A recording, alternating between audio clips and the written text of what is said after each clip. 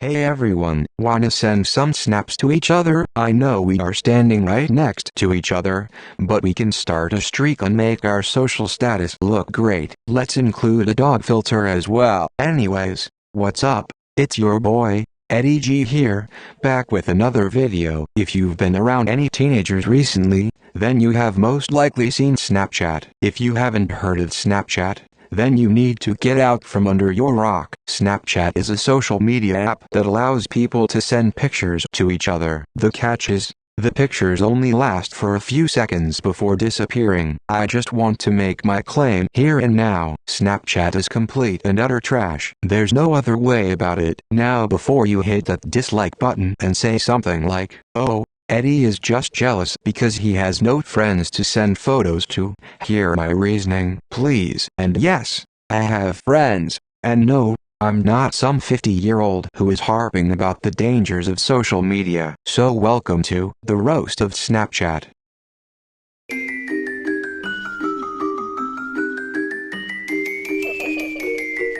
Something that makes Snapchat differ from other forms of social media is that pictures you send to people disappear after they view it. This leads to many issues, but one issue is the fact that the pictures taken on Snapchat are often meaningless. On other forms of social media, such as Instagram and Facebook, the pictures you take stay on your profile, so people take pictures that are high quality and that tell their followers something about them, and creates a more meaningful picture. On Snapchat, people typically either take a picture of nothing, or they take a picture of their face, and maybe add a filter. By sending a picture like this to a friend, the friend learns nothing new about that person, and they aren't even communicating. You are just seeing the same face you most likely have seen earlier that same day. What's the point in social media if you are just sending meaningless pictures to each other? Due to the fact that photos on Snapchat disappear, many people take inappropriate pictures of themselves. I'm sure you have heard about all sorts of nudes on Snapchat, and things that I have seen done is people excessively cursing, making vulgar gestures, and taking pictures of people in awkward poses. An example of this that people have done to me is this. We are all sitting at lunch together, and then one person opens Snapchat on their phone. They want to put a picture on their story, so they wait until you are in a weird pose, such as your mouth being wide open, or your hands are doing something strange. So they take a borderline embarrassing picture of you, and then put it on their story. Their excuse is always something along the lines of, "Oh, the picture will disappear in 24 hours. However, people can and often will screenshot someone's story, and then it's saved forever. Doing things like this is immature, and the picture can be used by others viewing it for more than just a joke. There have been many cases of bullying across Snapchat, both direct and indirect. Bullying is easy on Snapchat, as all you have to do is send the victim a picture with a mean message, and then it disappears, so there is no proof of bullying. The same can be done behind a person's back, which is when people could take pictures of their victim and put it on their story or send it to their friends without the victim ever knowing. Both cases of bullying over Snapchat are incredibly nasty, but the bully feels cool when they bully someone, because their friends often support behavior like that. When pictures and messages disappear quickly, it is harder for adults to intervene unless a screenshot is taken. Bullying is bad, kids. Don't do it. It's pretty clear that the target audience for Snapchat is teenagers. Many teenagers will use Snapchat rack up hundreds of followers, both of people they know and don't know. Teenagers are in school for a lot of the day, but many are eager to send snaps to all of their followers as soon as they receive a picture. This is a massive roadblock for their own learning, and many teenagers who snap in class will learn the consequences when they fail their final. What's more important, kids? Grades or Snapchat score? Another instance of teenagers being addicted to Snapchat is when they are hanging out with their friends in real life, but still feeling the need to snap each other. Why do you need to send a picture of yourself to a friend when you could be interacting and socializing with your friends in real life? Yeah, You could just take a quick picture and then talk to your friends, but I feel like people whipping out their phones to take a picture of themselves is a huge distraction to a conversation.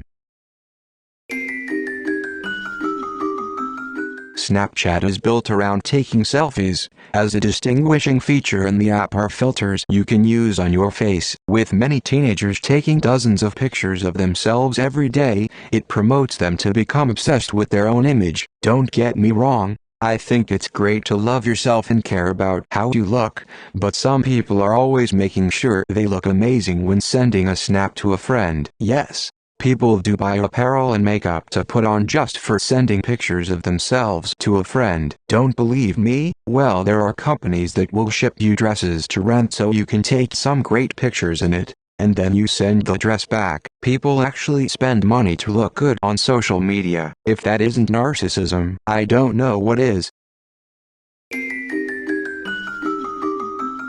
Oh please, don't get me started on social statuses and entitlement when it comes to Snapchat. Snapchat has 3 features that define how popular you are. The first feature is followers. People will often ask how many followers you have on Snapchat. An example is this. I downloaded Snapchat for about a week over the summer before getting bored. I was at a friend's party with 6 other people, so I added them on Snapchat. By the time I deleted Snapchat, I had 10 followers. Well, people will always joke about me only having 10 followers, and it's just like, shut up, I only had the app for a week, and I didn't even go around asking people for their usernames. And quite honestly, you're not a very good person if you are going to judge people on how many followers a person has on Snapchat. The second social status feature Snapchat has is streaks. If you send a picture to someone and they send a picture back within 24 hours, you have started a streak. And I don't know how many times I've heard people ask,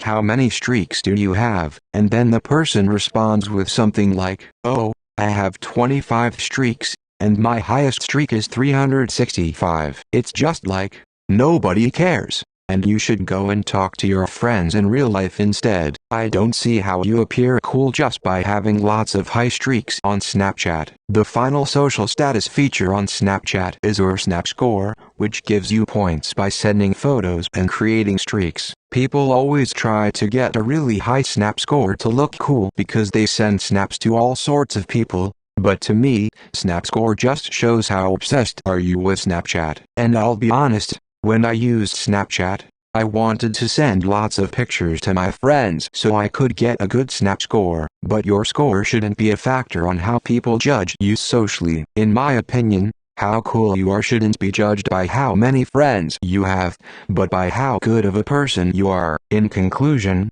Snapchat is a poor social media app that drags teenagers in and makes them want to look cool and fashionable so they can have a good social status on Snapchat. Now, I just want to say this. I understand that not everyone shares the same opinion on Snapchat that I have, and I don't mind if you do like Snapchat. My only piece of advice is put events in real life ahead of social media, and don't worry too much about how good you look on Snapchat. At the end of the day, the amount of followers you have on Snapchat won't have an effect on your life, so don't stress too much about it. So I hope you enjoyed this video, and if you did, leave a like and subscribe. See you all next time.